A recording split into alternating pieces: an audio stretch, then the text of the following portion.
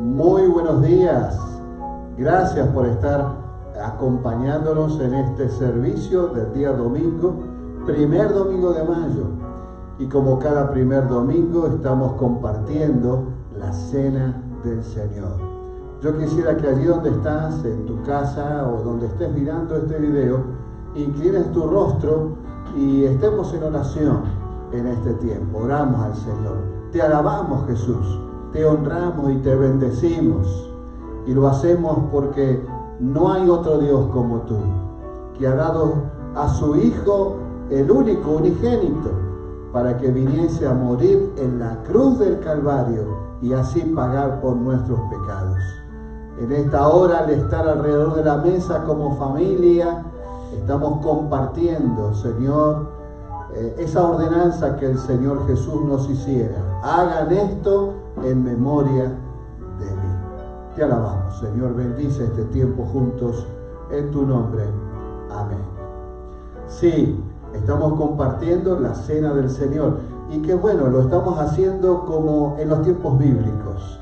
Claro, porque la cena del Señor que fue instituida en la Pascua, cuando Jesús con sus discípulos estaba cenando allí en el aposento alto, no era como, bueno, en nuestros casos, como si fuese un rito. Párense, tomen la copa, hagan esto, hagan aquello, canten el himno. No, era una cena, una comida.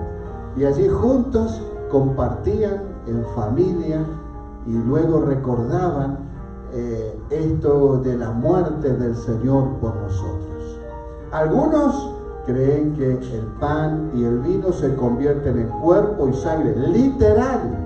Nosotros no creemos eso. Y nos dice, bueno, pero Jesús dijo, este es mi cuerpo y esta es mi sangre. Sí, pero también dijo, yo soy la puerta. Y dijo, yo soy el camino. No me lo imagino a Jesús asfaltado, ni entonces teniendo Jesús siendo de madera. No, eso es un símbolo para nosotros. Otros inclusive hasta hablan de una presencia mística de Jesús en la cena. Nosotros decimos que este es un símbolo, nos simboliza, nos recuerda la muerte del Señor. El pan nos habla del cuerpo de Cristo, clavado en la cruz, atravesado por la lanza, y el vino nos recuerda la sangre de Jesús que nos limpia de todo pecado. Allí donde estás, recuerda con tu familia, alrededor de la mesa, este hecho tan bueno, tan hermoso. Primero nos hace mirar hacia atrás, hacia la muerte de Cristo en la cruz. Nos hace mirar hacia adentro, porque el apóstol Pablo dice en la Escritura que tenemos que hacer un examen, autoexamen antes de partir para la cena. Y también mira hacia adelante, porque Jesús prometió que beberemos con Él la copa una vez que Él regrese. Así que anunciamos su muerte y a su vez la resurrección.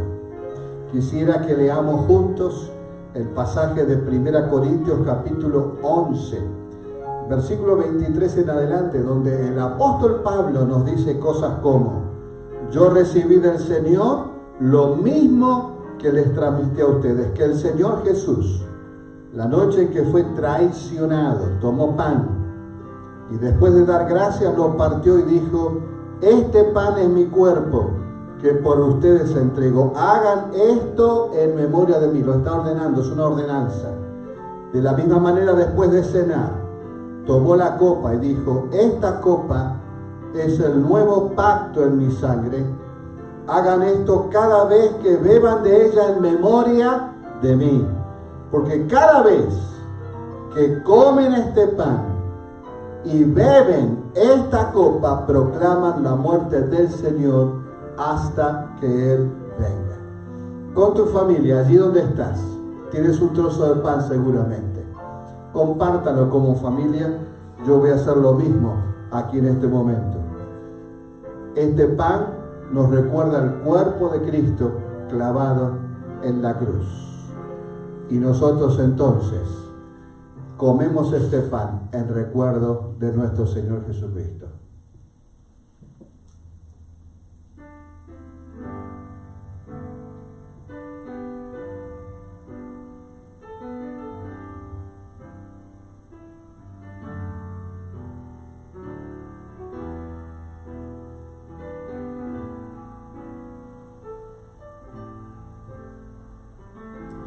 Jesús, después de haber cenado, tomó la copa y dijo: esta copa es el nuevo pacto en mi sangre. Hagan esto todas las veces que la beban en memoria de mí. Compartamos entonces en familia esta copa.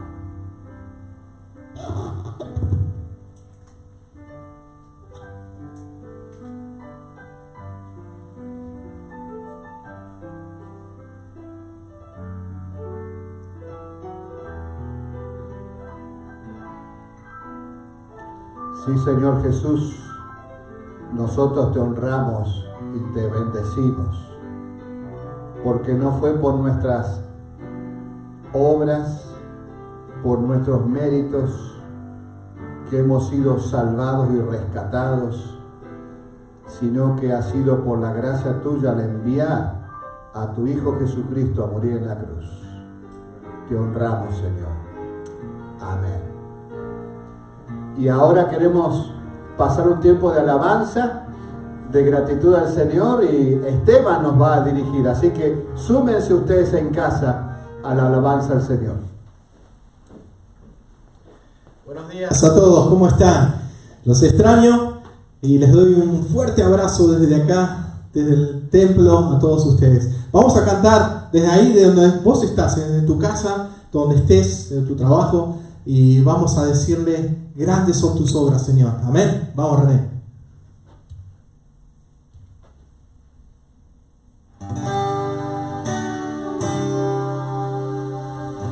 Grande es el poder de Dios. El cielo y la tierra y todo lo que hay debajo de ella declaran que Él es Rey y Señor.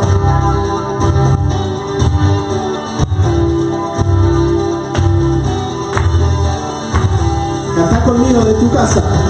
Cuán asombrosas son, Dios, tus obras. Nadie como tú. No hay nadie como tú. Te amamos, Rey soberano. Nadie como tú. Nadie como tú. ¿Por qué? Porque grandes son tus obras, grande es tu poder. El cielo y la tierra y debajo de ella se declaran: tú eres Rey. Dile: tú eres Rey, tú eres Rey, tú eres Rey, tú eres Rey. Cuán asombrosas son, Dios, tus obras. No hay nadie como tú. No hay como tú. Te proclamamos, Rey soberano.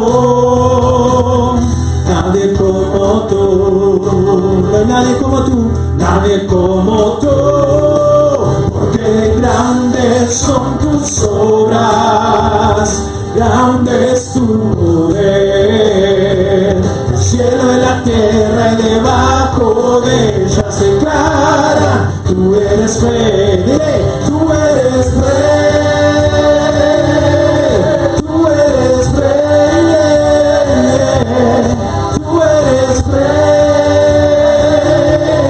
tú eres Rey, tú eres Rey.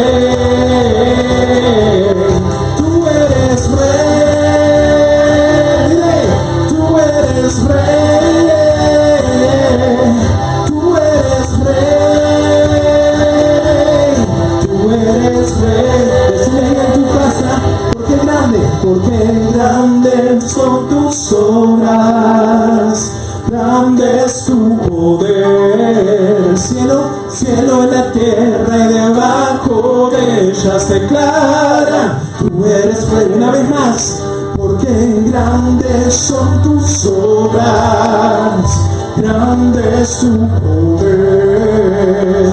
El cielo y la tierra y debajo de ella se declara: tú eres Rey, tú eres Rey.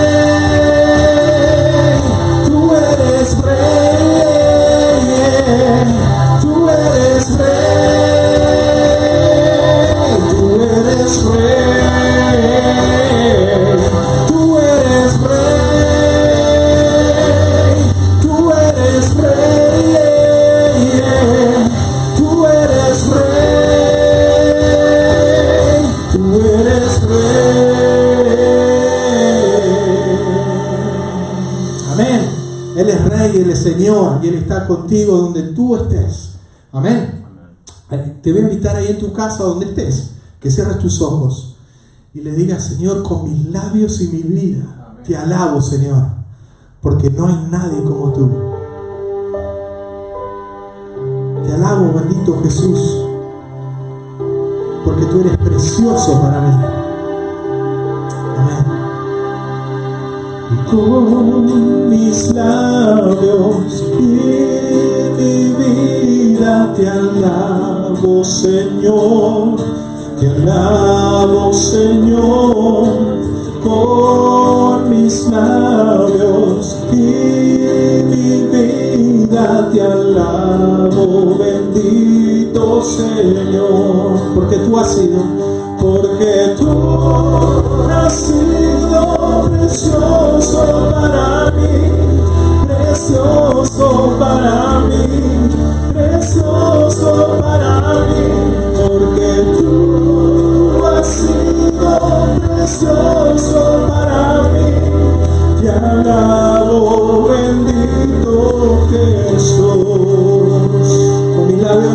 Con mis labios y mi vida te alabo, Señor, te alabo, Señor, con mis labios y mi vida te alabo, bendito Señor, porque tú has sido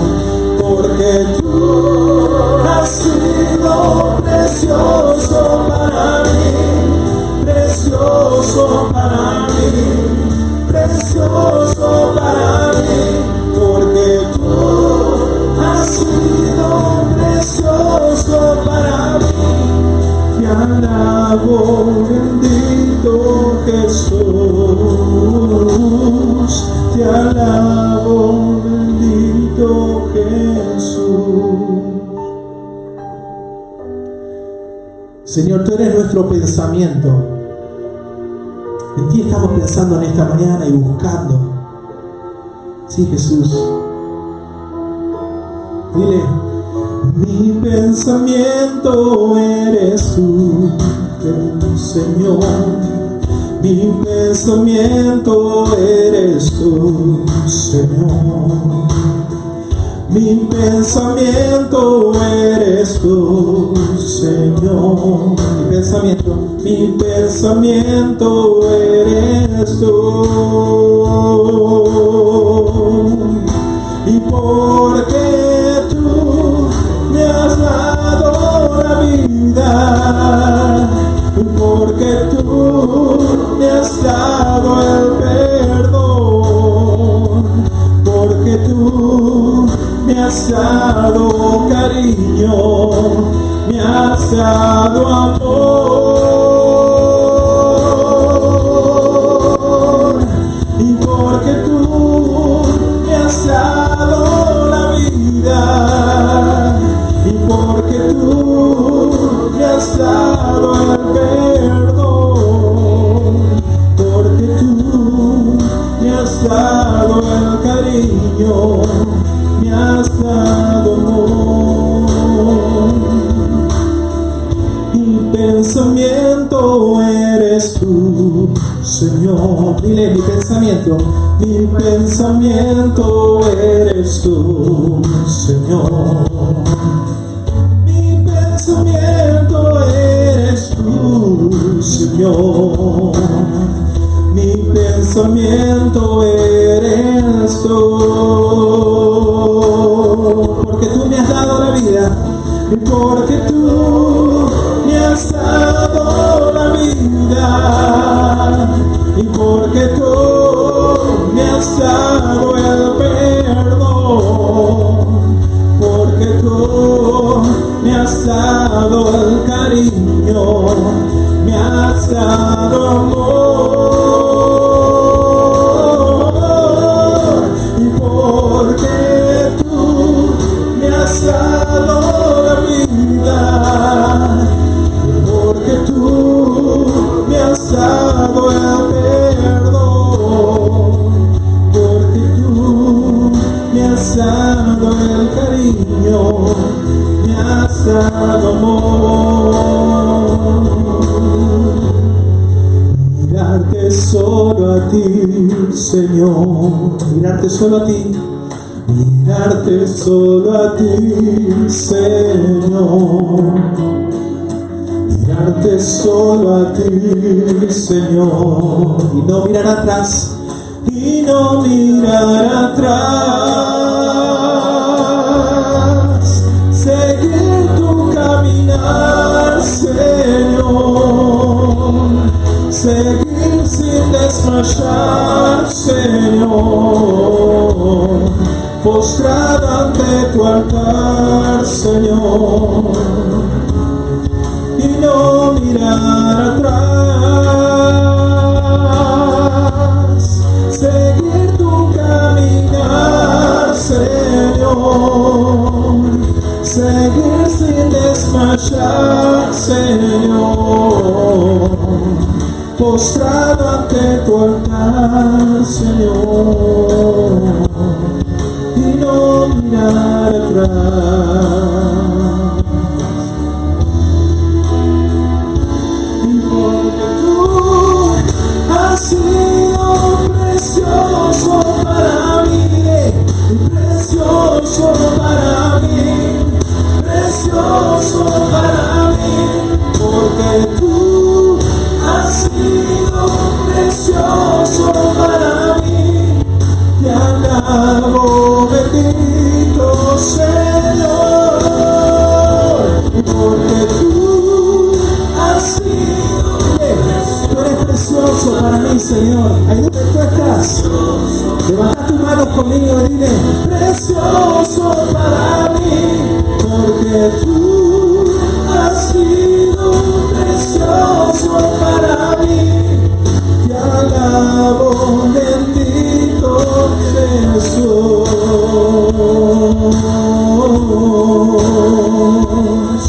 Te alabo, bendito Jesús. Amén. Dios te bendiga.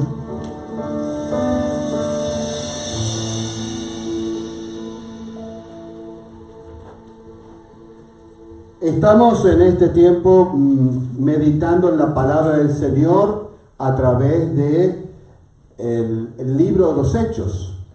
En nuestra iglesia hemos pasado bastante tiempo meditando en el Evangelio de Lucas, y una vez que terminamos con el Evangelio de Lucas, comenzamos con el segundo tomo de Lucas, que es Hechos de los Apóstoles. Así que vimos todo Lucas y ahora estamos viendo todo el libro de los Hechos de los Apóstoles. Y vamos a leer en esta oportunidad Hechos 18 desde el versículo 1 hasta el versículo 23 inclusive. Hechos 18, 1 al 23. Y dice así la palabra del Señor: después de esto, Pablo se marchó de Atenas y se fue a Corinto. Allí se encontró con un judío llamado Aquila, natural del Ponto, y con su esposa Priscila. Hacía poco habían llegado de Italia porque Claudio había mandado que todos los judíos fueran expulsados de Roma. Pablo fue a verlos y como hacía tiendas de campaña al igual que ellos, se quedó para que trabajaran juntos. Todos los sábados discutía en la sinagoga, tratando de persuadir a judíos y a griegos. Cuando Silas y Timoteo llegaron a Macedonia, Pablo se dedicó exclusivamente a la predicación, testificándoles a los judíos que Jesús era el Mesías. Pero cuando los judíos se opusieron a Pablo y lo insultaron, este se sacudió la ropa en señal de protesta y les dijo: caiga la sangre de ustedes sobre su propia cabeza. Estoy libre de responsabilidad. De ahora en adelante me dirigiré a los gentiles, es decir, a los no judíos. Entonces Pablo salió de la sinagoga y se fue a la casa de un tal Ticio Justo que adoraba a Dios y que vivía al lado de la sinagoga. Crispo, el jefe de la sinagoga, creyó en el Señor con toda su familia. También creyeron y fueron bautizados muchos de los corintios que oyeron a Pablo. Una noche el Señor le dijo a Pablo en una visión: no tengas miedo, sigue hablando y no te calles, pues estoy contigo. Aunque te ataquen, no voy a dejar que nadie te haga daño, porque tengo mucha gente en esta ciudad. Así que Pablo se quedó allí 1 año y medio enseñando entre el pueblo la palabra de Dios. Mientras Galión era gobernador de Acaya, los judíos a una atacaron a Pablo y lo condujeron al tribunal. Este hombre, denunciaron ellos, anda persuadiendo a la gente a adorar a Dios de una manera que va en contra de nuestra ley. Pablo ya iba a hablar cuando Galión le dijo: si ustedes los judíos estuvieran entablando una demanda sobre algún delito o algún crimen grave, sería razonable que los escuchara. Pero como se trata de cuestiones de palabras, de nombres y de su propia ley, arréglense entre ustedes. No quiero ser juez de tales cosas. Así que mandó que los expulsaran del tribunal. Entonces se abalanzaron todos sobre Sóstenes, el jefe de la sinagoga, y lo golpearon delante del tribunal. Pero Galión no le dio ninguna importancia al asunto. Pablo permaneció en Corinto algún tiempo más. Después se despidió de los hermanos y emprendió el viaje rumbo a Siria, acompañado de Priscila y Aquila.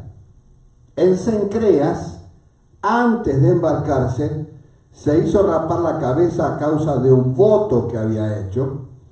Al llegar a Éfeso, Pablo se separó de sus acompañantes y entró en la sinagoga, donde se puso a discutir con los judíos. Estos le pidieron que se quedara más tiempo con ellos. Él no accedió, pero al despedirse les prometió: ya volveré si Dios quiere. Y zarpó de Éfeso.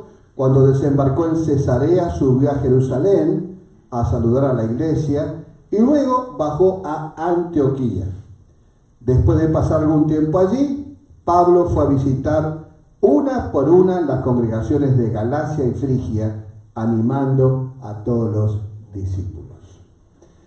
La pregunta de esta mañana es: ¿sabemos nosotros leer los tiempos y ver qué es lo que Dios está haciendo? No lo que nosotros hacemos, sino lo que Dios está haciendo en estos tiempos. Por ejemplo, en tiempos de coronavirus. ¿Qué está diciendo Dios? ¿Qué está mostrando Dios? ¿Cómo nosotros como cristianos podemos sumarnos a lo que Dios está haciendo? Muchos de nosotros recordaremos, y habremos hecho el estudio Mi experiencia con Dios, de Blackaby. ¿Recuerdan en qué consistía ese estudio? Básicamente el bosquejo. El bosquejo de ese estudio era: bueno, está la obra de Dios, y como yo me relaciono con Dios, Dios me invita a trabajar en su obra. A cada uno de nosotros, no solamente los pastores, cada uno de nosotros los creyentes. Y en esa invitación Dios me habla. Y cuando Dios me habla, yo comienzo a tener crisis, por lo que tengo que ajustar mi vida, dejar mis pretensiones para ubicarme dentro de lo que Dios hace, no lo que yo quiero hacer. Y luego entonces obedecer y sumarme a lo que Dios está haciendo. ¿Entiendes lo que te quiero decir? En todo esto que está sucediendo, ¿qué está diciendo Dios? Y no me pregunto qué puedo hacer yo, sino en lo que Dios está haciendo, ¿a qué cosa me puedo sumar? No importa lo que yo quiera, ¿qué está haciendo Dios y en qué cosas yo me puedo sumar? Hace varios años estaba yo presidiendo un presbiterio de alguien que había pedido imposición de manos para entrar al ministerio pastoral. Era una persona bastante mayor ya estaba jubilada. Y como es costumbre, en el concilio de alguien que quiere recibir la imposición de manos, se le preguntó acerca de su conversión y su llamamiento al ministerio. Recuerdo que él habló de su conversión y luego dijo, bueno, como yo ya estoy jubilado y creo que puedo hacer un aporte, entonces quiero dedicarme al pastorado. Eso nos llamó la atención a los pastores que estábamos allí.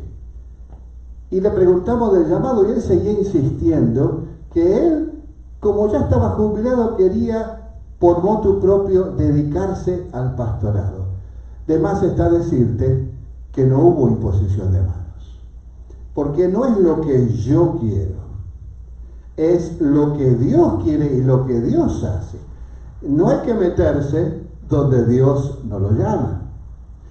Mira lo que está pasando con el apóstol Pablo. ¿Recuerdas que estuvimos leyendo Hechos 16?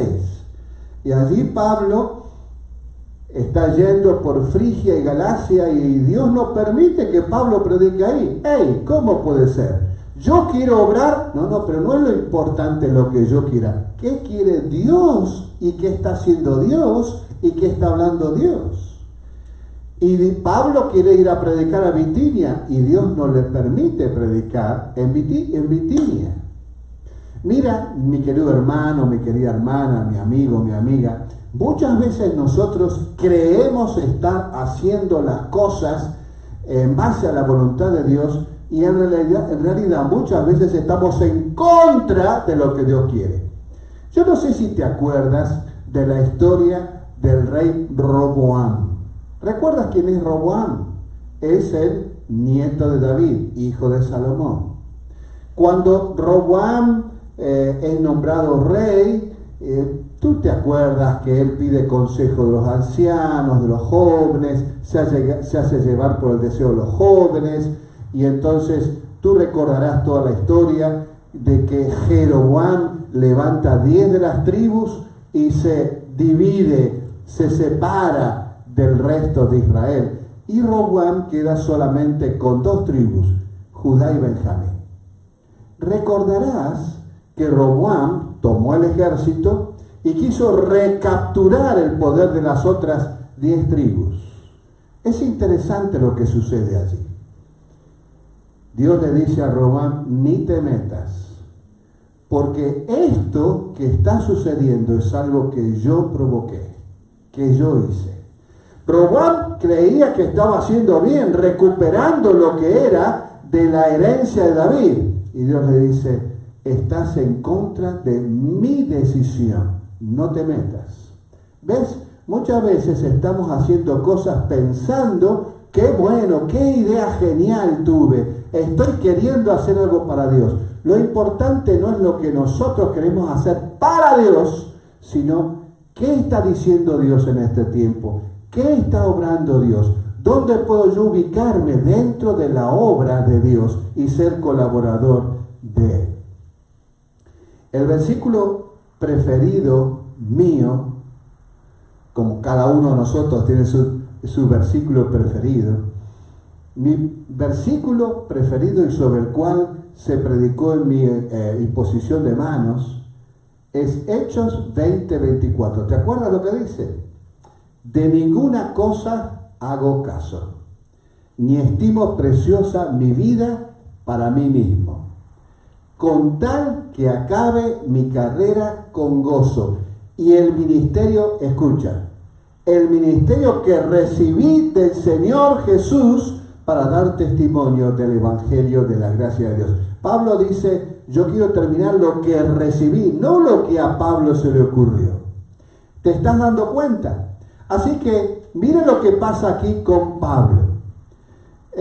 Pablo recibe de parte de Dios un ministerio y él entonces recibe una visión, pasa a Macedonia y ayúdanos, va a Filipos y si tú lees atentamente, luego de Filipos, él pasa por 2 ciudades, Anfípolis y Apolonia, y va camino entonces a Berea y luego a Atenas. ¿Te acuerdas?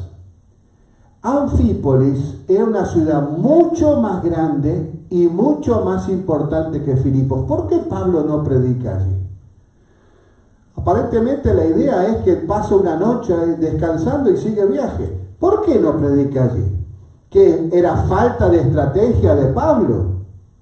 Si Anfípolis era una ciudad mucho más importante que Filipos. Bueno, ¿ves? No es lo que uno quiere. ¿Dónde está obrando Dios? ¿Qué quiere decir Dios? ¿Dónde me sumo?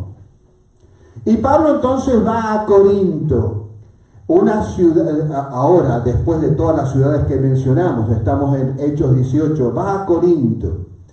Corinto es una ciudad que había sido destruida por los romanos en el 146 a.C. y reconstruida en el 44 a.C., más o menos 100 años después. Era una ciudad muy importante. ¿Por qué? Porque estaba situada en un istmo. ¿Qué significa esto? Es una pequeña porción de tierra de solamente 7 kilómetros de ancho, que unía dos masas, el Peloponeso y el territorio continental de Grecia. Y era muy importante porque tú tienes que pensar que en aquella época no había transatlánticos o buques de carga de containers como tenemos hoy. Eran pequeños barcos que no se podían alejar mucho de la costa, así que cuando navegaban por el Mediterráneo tenían que estar siempre cerquita de la costa, y eran buques, barquitos que llevaban carga con comercio. Así que, ¿por qué era importante Corinto? Porque en ese lugar de 7 kilómetros nada más, muchas veces desembarcaban la mercadería, la pasaban 7 kilómetros y la volvían a cargar del otro lado para seguir viaje. En algunos casos, si el buque era muy pequeño, lo ponían sobre rodillos y lo iban llevando al otro lugar. Así que el comercio, la cantidad de gente, de comprar, de vender, era tremendo. Una ciudad muy importante, gran comercio de influencia griega también. Ahí estaban los juegos ístmicos, tan importantes como los juegos que tenemos hoy, que no perduraron, pero eran competencia de los Juegos Olímpicos que tenemos hoy. Así que mira qué lugar importante, mucha gente, mucho trabajo, mucha comercio, mucha cultura, pero también un lugar de mucho paganismo. Ay, porque allí estaba la adoración a la diosa del sexo. Allí estaba entonces Afrodita, y en la montaña de la ciudad de Corinto, allí estaban las sacerdotisas, las prostitutas, que se entregaban entonces al encuentro sexual como si fuese una adoración. Mira en qué ciudad Pablo está trabajando. Mira en qué ciudad Dios lo envía. ¿Hacer qué? En una ciudad tan pecaminosa, tan corrupta, ser luz en medio de las tinieblas. ¿Ves? ¿Qué quiere Dios de nosotros? ¿Qué está obrando Dios con nosotros en este tiempo de pandemia, de coronavirus, de encierro? ¿Qué está diciendo Dios? ¿Dónde me puedo sumar yo a la obra de Dios? Allí Pablo encuentra a un matrimonio, Aquila y Priscila, que habían sido expulsados de Roma por Claudio, el emperador Claudio. Hay algunos pasajes de la Biblia que yo quisiera que busques acerca de este matrimonio. Mira qué matrimonio interesante. Romanos 16, 3 al 4 dice: saluden a Priscila y Aquila, mis compañeros de trabajo en Cristo Jesús. Por salvarme la vida, ellos arriesgaron la suya. Tanto como yo, todas las iglesias de los gentiles, les estamos agradecidos. Era un matrimonio que en su casa abrieron 3 iglesias, en Roma, en Éfeso y en Corinto. Tenían iglesia en su casa. Miren qué abiertos eran. No eran pastores, eran personas que estaban abiertas. ¿Te acuerdas cuál es nuestro lema continuamente? Cada casa una iglesia. Bueno, Aquila y Priscila son ejemplos de eso. En 1 Corintios 16, 9 Las iglesias de la provincia de Asia les mandan saludos. Aquila y Priscila los saludan cordialmente en el Señor, como también la iglesia que se reúne en la casa de ellos. ¿Ves? Y 2 Timoteo 4, cuando ya Pablo está ancianito y despidiéndose, saludos a Aquila y Priscila, manda el apóstol Pablo. Se acuerda muy bien de estos colaboradores. El apóstol Pablo viene a Corinto alrededor del 51 después de Cristo, más o menos. Silas y Timoteo se unen después. El edicto de Claudio, que expulsa a los judíos de Roma, ocurre entre el 49 y 50 después de Cristo. Pablo escribe la carta a los romanos alrededor del 57 y ya la iglesia era conocida. Pablo no comenzó la iglesia en Roma, sino que la visita alrededor del 59 después de Cristo, en su primer encarcelamiento. Lo más probable es que esta iglesia haya sido producto de algunos que visitaron Jerusalén en el tiempo de Pentecostés y escucharon el mensaje de Pedro, volvieron a Roma e iniciaron la iglesia. Eso es lo probable. Y Aquila y Priscila quizá se convirtieron así. Pues la cuestión es que una vez que Silas y Timoteo regresan, ya Pablo no tiene que trabajar secularmente con Aquila y Priscila, que eran fabricantes de tiendas. Para sostenerse, parece que los recursos de Pablo se estaban agotando y necesitaba trabajar para sostenerse. Así que una vez que Silas y Timoteo regresan, él ya deja ese trabajo secular, entre comillas, y comienza la predicación completa.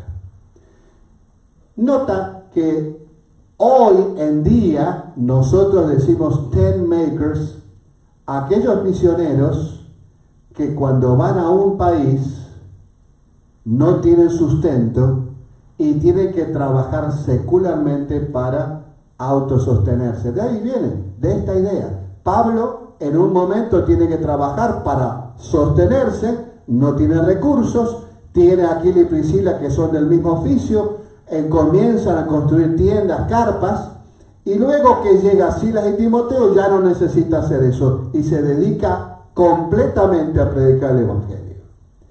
Y predica el Evangelio en Corinto. Y aparentemente al comienzo no hay mucha buena respuesta a su predicación. ¿Qué hacer? ¿Abandonar? ¿Dejar? Porque aquí no hay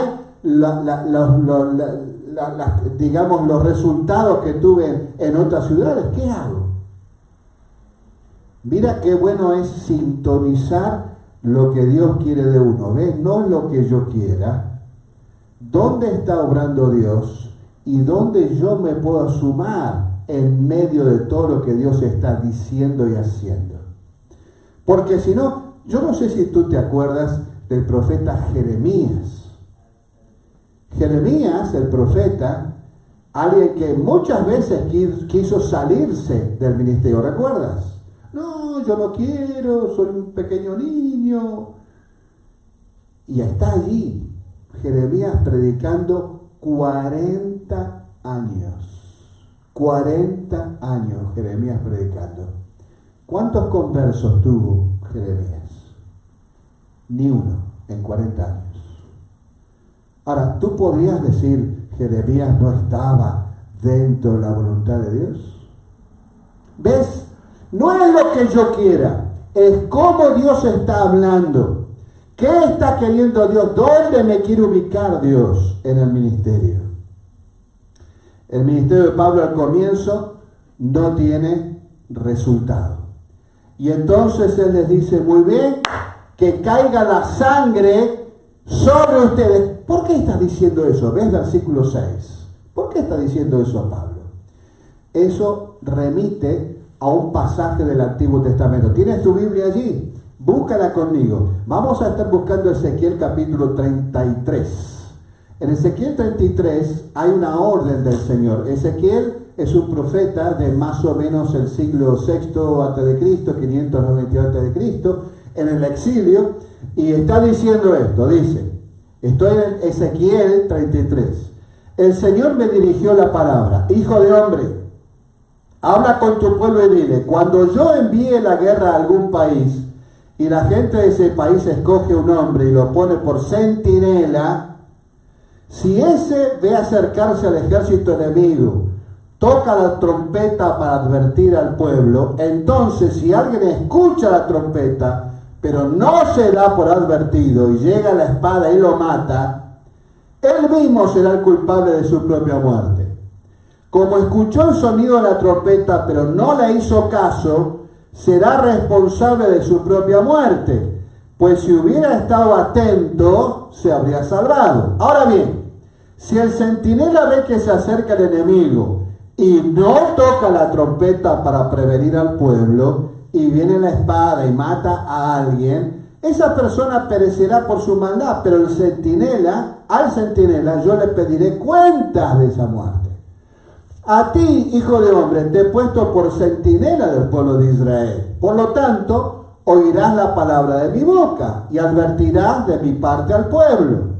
Cuando yo le diga al malvado, vas a morir, si tú no le adviertes que cambie su mala conducta, el malvado morirá por su pecado, pero a ti te pediré cuenta de su sangre. En cambio, si le adviertes al malvado que cambie su mala conducta y no lo hace, él morirá por su pecado, pero tú habrás salvado tu vida. Hijo de hombre, diles a los israelitas, ustedes dicen, nuestras rebeliones, nuestros pecados pesan sobre nosotros y nos estamos consumiendo en vida. ¿Cómo podemos vivir? Diles, tan cierto como que yo vivo, que no me alegro con la muerte del malvado, sino con que se convierta de su mala conducta y viva.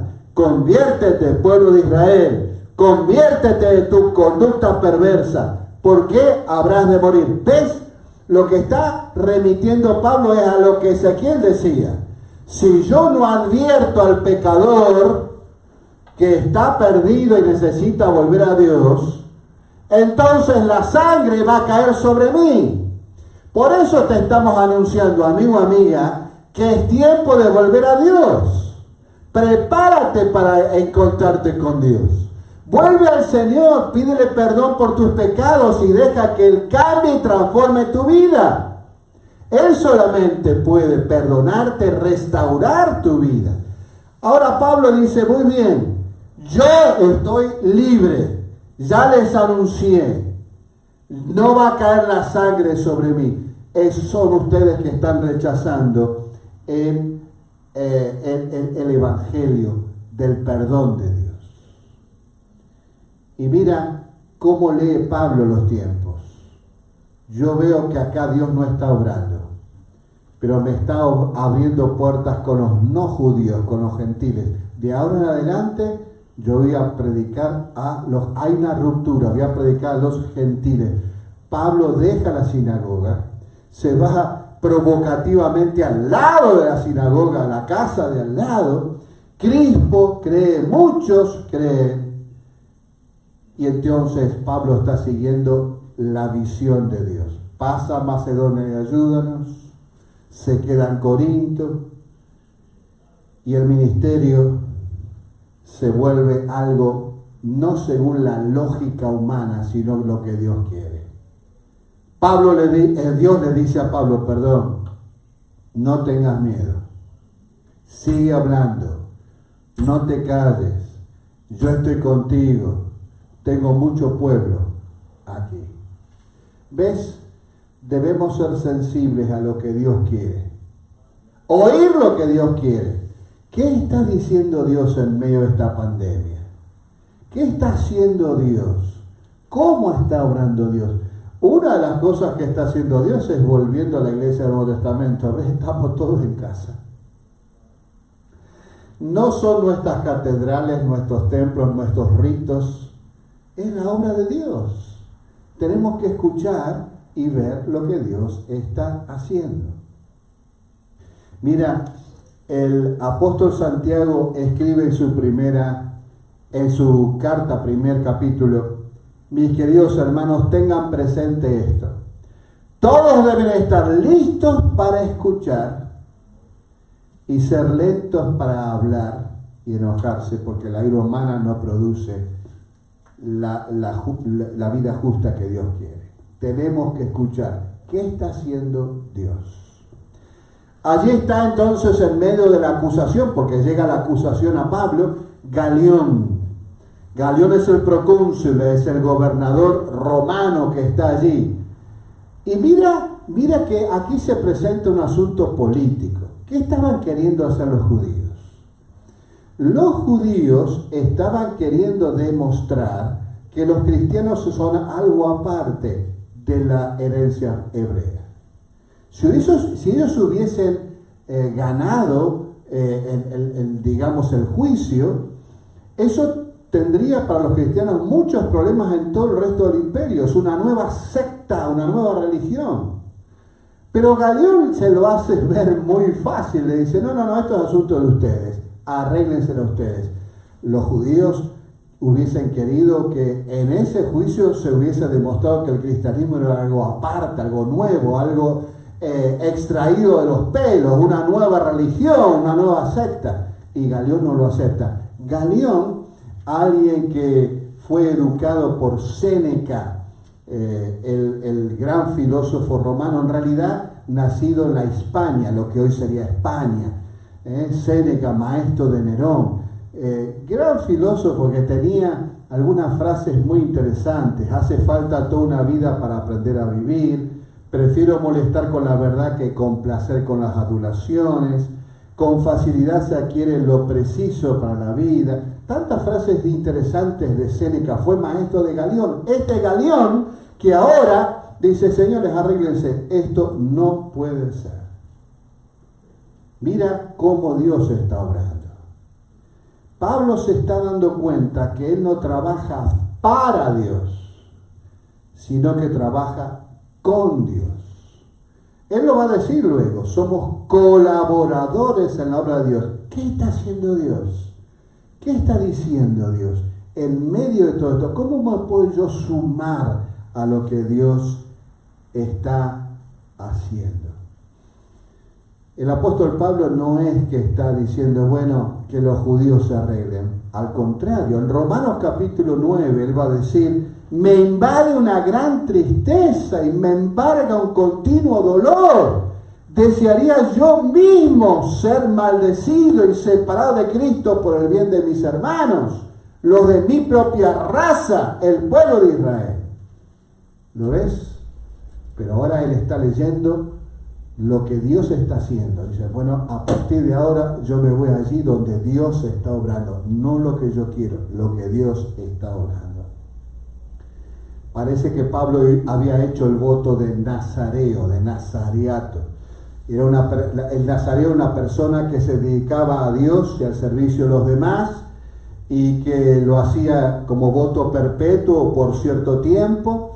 Se abstenía de ciertas cosas como el vino, sidra, vinagre, licor de uvas frescas o secas, y se dedicaba entonces al servicio, como fue Sansón, como fue Samuel, como fue Juan el Bautista, y como aparentemente Pablo lo hizo con un voto corto.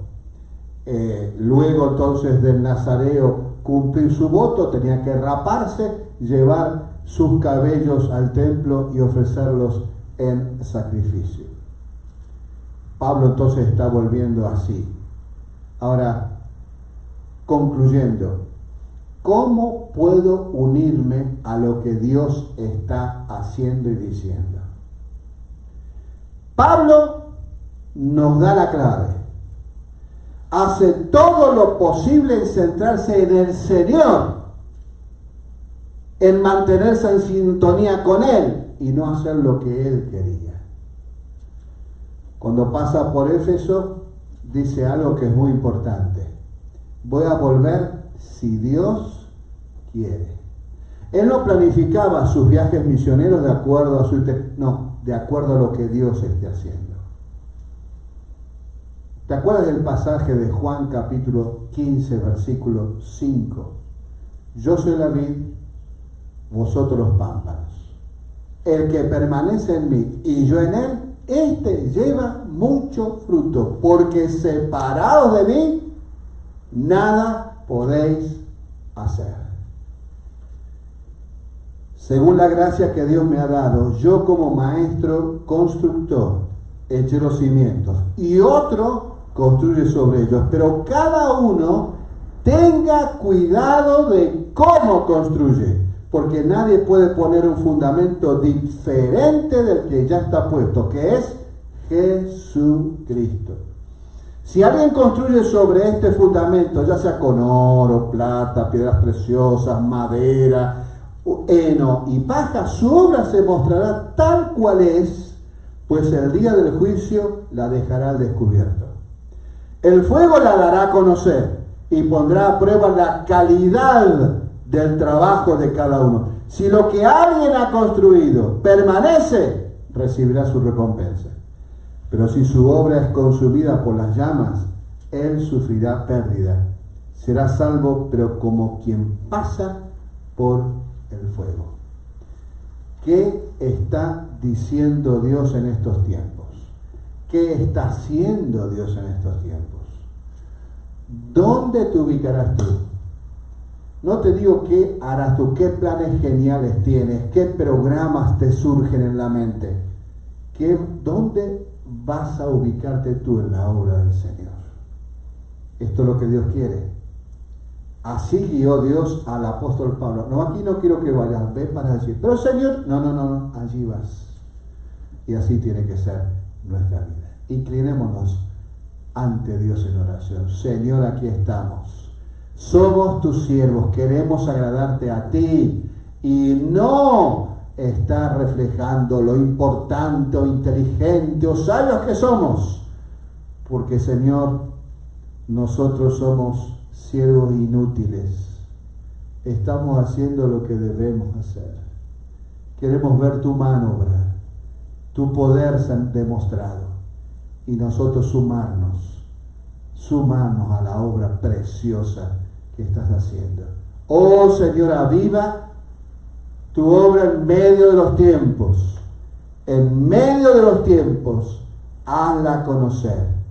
En la ira, acuérdate de tu misericordia. Señor, envía un viento fresco y nuevo en tu iglesia para despertarnos y sumarnos a la obra que tú estás haciendo. En tu nombre. Amén. Dios les bendiga a cada uno de ustedes.